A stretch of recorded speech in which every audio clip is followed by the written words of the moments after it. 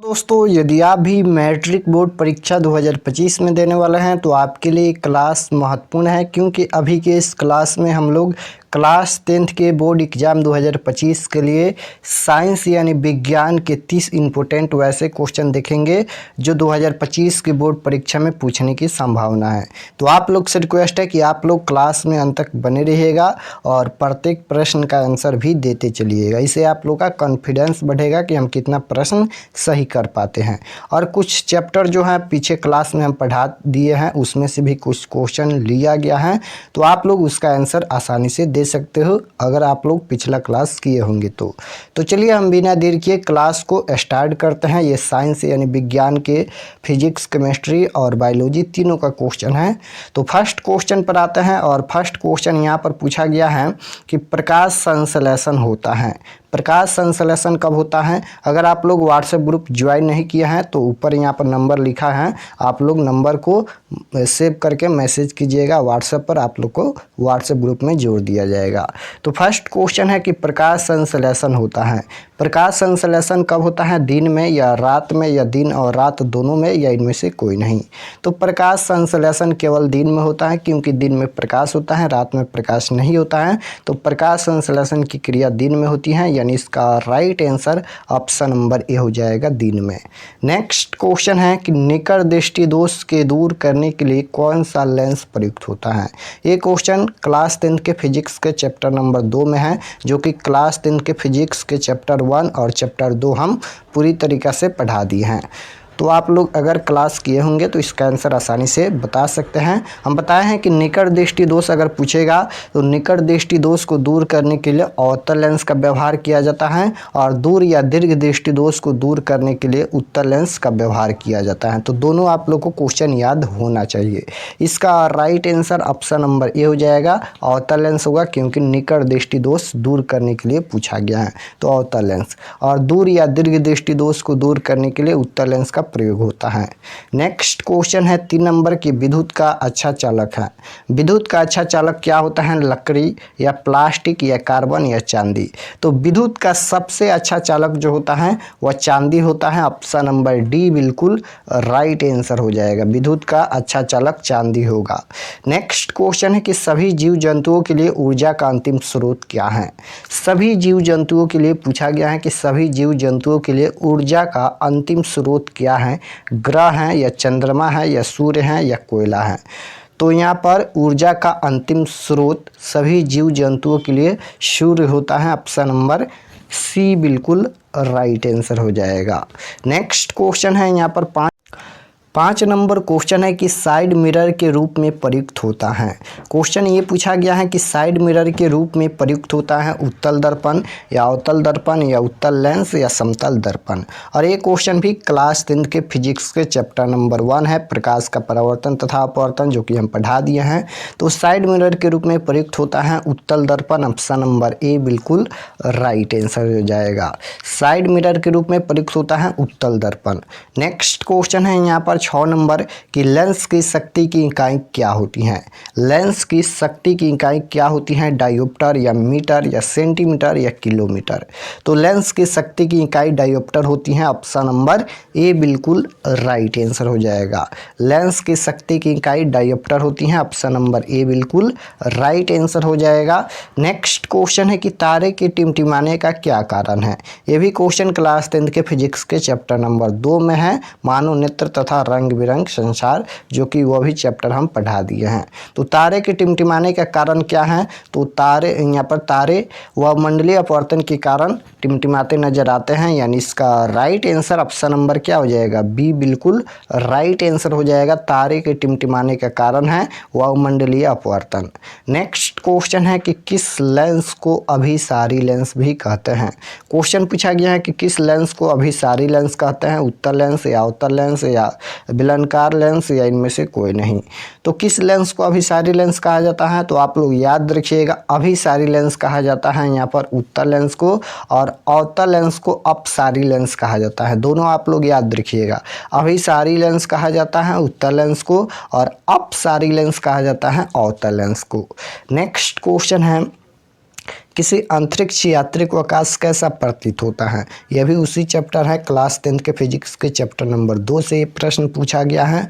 तो किसी अंतरिक्ष यात्री को आकाश कैसा प्रतीत होता है, काला प्रतीत होता है, क्योंकि वहाँ पर कोई वायुमंडल नहीं हो पाता है, ना ही वहाँ पर कोई प्रकीर्णन हो पाता है। इसलिए यहाँ पर किसी अंतरिक्ष यात्री को आकाश कैसा प्रतीत होता है, तो नीले की अपेक्षा काला प्रतीत होता है।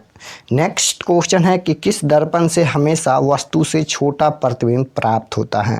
क्वेश्चन पूछा गया है कि किस दर्पण से हमेशा वस्तु से छोटा प्रतिबिंब प्राप्त होता है, तो उत्तल दर्पण से हमेशा वस्तु से छोटा प्रतिबिंब प्राप्त होता है। ऑप्शन नंबर ए बिल्कुल राइट आंसर होगा। 11 नंबर क्वेश्चन है कि कौन सी बीमारी श्वसन तंत्र से संबंधित है।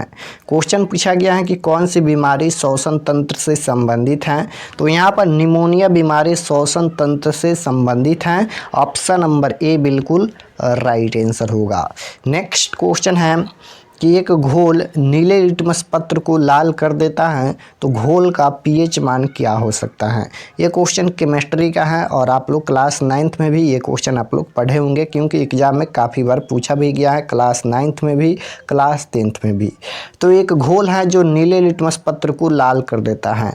तो सबसे पहले यहाँ पर समझिए कि एक घोल नीले लिटमस पत्र को लाल करता है, तो वह अम्ल होगा या क्षार होगा या लवण होगा। तो एक घोल नीले लिटमस पत्र को लाल करता है, यानी वह अम्ल होगा, क्योंकि अम्ल ही नीले लिटमस पत्र को लाल करता है। और क्षार क्या करता है, तो लाल लिटमस पत्र को नीला करता है। क्षार लाल लिटमस पत्र को नीला करता है, लेकिन जो यहाँ पर अम्ल होता है वह नीले लिटमस पत्र को लाल कर देता है। तो देख सकते हो एक घोल नीले लिटमस पत्र को लाल कर देता है, यानी वह अम्ल होगा। और अम्ल का पीएच मान आप लोग याद रखिएगा 7 से कम होता है। 7 से कम होता है अम्ल का पीएच मान, और क्षार का पीएच मान 7 से ज़्यादा होता है, और उदासीन विलयन का पीएच मान 7 होता है। तो आप लोग यह जरूर याद रखिएगा, क्योंकि इसे एक नहीं बल्कि 2 से 3 क्वेश्चन ऑब्जेक्टिव में हर साल पूछा जाता है। अम्ल का पीएच मान 7 से कम होता है, क्षार का पीएच मान 7 से ज़्यादा होता है, और उदासीन विलयन का पीएच मान 7 होता है। तो यहाँ पर अम्ल होता है, क्योंकि नीले लिटमस पत्र को लाल कौन करता है, अम्ल करता है। और अम्ल का पीएच मान आप जानते हैं कि 7 से कम होता है। तो 7 से कम इनमें कौन है, 2 है, तो इसका पीएच मान क्या होगा, 2 होगा। ऑप्शन नंबर ए बिल्कुल राइट आंसर हो जाएगा, इसका पीएच मान 2 हो सकता है। नेक्स्ट क्वेश्चन है 13 नंबर कि सरल सूक्ष्मदर्शी में किस प्रकार का लेंस कार्य करता है। क्वेश्चन पूछा गया है कि सरल सूक्ष्मदर्शी में किस प्रकार का लेंस है जो कार्य करता है, तो सरल सूक्ष्मदर्शी में उत्तल लेंस कार्य करता है। ऑप्शन नंबर ए बिल्कुल राइट आंसर होगा। नेक्स्ट क्वेश्चन है प्रकाश के अपवर्तन के कितने नियम हैं। प्रकाश के अपवर्तन के कितने नियम हैं, तो प्रकाश के अपवर्तन पूछे या प्रकाश के परावर्तन पूछे, दोनों का 2 नियम होता है। ऑप्शन नंबर ए बिल्कुल राइट आंसर होगा। नेक्स्ट क्वेश्चन है कि दाढ़ी बनाने में कौन सा दर्पण प्रयुक्त होता है। क्वेश्चन ये पूछा गया है कि दाढ़ी बनाने में कौन सा दर्पण प्रयुक्त होता है, तो दाढ़ी बनाने में अवतल दर्पण प्रयुक्त होता है। ऑप्शन नंबर ए बिल्कुल राइट आंसर हो जाएगा। नेक्स्ट क्वेश्चन 16 नंबर पूछा गया है कि मानव मूत्र में यूरिया की प्रतिशत मात्रा कितनी होती है। मानव मूत्र में यूरिया की प्रतिशत मात्रा पूछा गया है, तो यूरिया की प्रतिशत मात्रा मात्र 2% ही होती है। ऑप्शन नंबर सी बिल्कुल राइट आंसर हो जाएगा। नेक्स्ट क्वेश्चन है यहाँ पर कि पौधों में गैसों का आदान प्रदान किसके द्वारा होता है। पौधों में गैसों का आदान प्रदान किसके द्वारा होता है, तो किसके द्वारा होता है, रंध्र के द्वारा होता है। ऑप्शन नंबर ए बिल्कुल राइट आंसर हो जाएगा, रंध्र के द्वारा होता है। नेक्स्ट क्वेश्चन है कि एक लिंगी पादप का उदाहरण कौन है। एक लिंगी पादप का उदाहरण कौन है, पपीता या सरसों या मटर या आम। तो एक लिंगी पादप का उदाहरण इनमें कौन है, तो पपीता है। ऑप्शन नंबर ए बिल्कुल राइट आंसर होगा। नेक्स्ट क्वेश्चन है प्रकाश संश्लेषण की क्रिया होती हैं। क्वेश्चन पूछा गया है कि प्रकाश संश्लेषण की क्रिया किस में होती है, तो प्रकाश संश्लेषण की क्रिया हरे पौधों में होती है। ऑप्शन नंबर बी बिल्कुल राइट आंसर होगा, प्रकाश संश्लेषण की क्रिया हरे पौधों में होती है। नेक्स्ट क्वेश्चन है कि पित्तल क्या है। पित्तल धातु हैं या अधातु हैं या मिश्र धातु हैं या उपधातु हैं। तो पित्तल यहाँ पर क्या होता है, तो पित्तल यहाँ पर मिश्र धातु होता है। ऑप्शन नंबर सी बिल्कुल राइट आंसर हो जाएगा। पित्तल क्या है, तो पित्तल मिश्र धातु हैं। नेक्स्ट 21 नंबर क्वेश्चन है कि अवतल लेंस का आवर्धन होता है। क्वेश्चन ये पूछा गया है कि अवतल लेंस का आवर्धन क्या होता है। ए ऑप्शन है V प्लस यू और बी ऑप्शन है U प्लस V और सी ऑप्शन है V बटा U और डी ऑप्शन है V U। तो अवतल लेंस का आवर्धन क्या होता है, तो V बटा U होता है। आप लोग याद रखिएगा, ऑप्शन नंबर सी बिल्कुल राइट आंसर होगा। नेक्स्ट क्वेश्चन है कि उदासीन विलयन का pH मान होता है। उदासीन विलयन का pH मान क्या होता है, 2 या 4 या 7 या 8। तो उदासीन विलयन का pH मान अभी बताए हैं कि उदासीन विलयन का pH मान 7 होता है, अम्ल का pH मान 7 से कम होता है और क्षार का pH मान 7 से ज़्यादा होता है। लेकिन यहाँ पर उदासीन विलयन का pH मान पूछा गया है तो 7 होता है। नेक्स्ट क्वेश्चन है कि ओम का नियम है।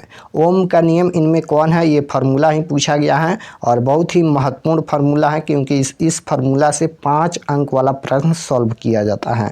तो ओम का नियम इनमें कौन है, तो ओम का नियम बराबर क्या होता है, भी बराबर यहाँ पर IR होता है। भी बराबर IR, जो कि ऑप्शन नंबर ए में दिया गया है। नेक्स्ट क्वेश्चन है अमीटर का प्रतिरोध होता है। अमीटर का प्रतिरोध क्या होता है, तो अमीटर का प्रतिरोध बहुत छोटा होता है। ऑप्शन नंबर सी बिल्कुल राइट आंसर होगा। नेक्स्ट क्वेश्चन है कि किस जीव में हीमोग्लोबिन नहीं होता है। क्वेश्चन ये पूछा गया है कि किस जीव में हीमोग्लोबिन नहीं होता है, मनुष्य में या मक्खी में या पक्षी में या इनमें से कोई नहीं। तो हीमोग्लोबिन किस में नहीं होता है, तो यहाँ पर मक्खी में हीमोग्लोबिन नहीं होता है। ऑप्शन नंबर बी बिल्कुल राइट आंसर होगा, मक्खी में हीमोग्लोबिन नहीं होता है। नेक्स्ट क्वेश्चन है कि पादप में जाइलम उत्तरदायी हैं। पादप में जाइलम उत्तरदायी हैं, यह जल का वहन के लिए होता है। ऑप्शन नंबर ए बिल्कुल राइट आंसर होगा। नेक्स्ट क्वेश्चन है कि कार्बन क्या है। कार्बन क्या है, धातु हैं या अधातु हैं या उपधातु हैं या मिश्र धातु हैं। तो कार्बन यहाँ पर अधातु होता है। आप लोग याद रखिएगा, कार्बन, नाइट्रोजन, ऑक्सीजन ये सभी अधातु होता है। ऑप्शन नंबर बी बिल्कुल राइट आंसर होगा। नेक्स्ट क्वेश्चन है कि कोई घोल नीले लिटमस पत्र को लाल कर देता है। ये क्वेश्चन शायद 2 बार रिपीट हो गया।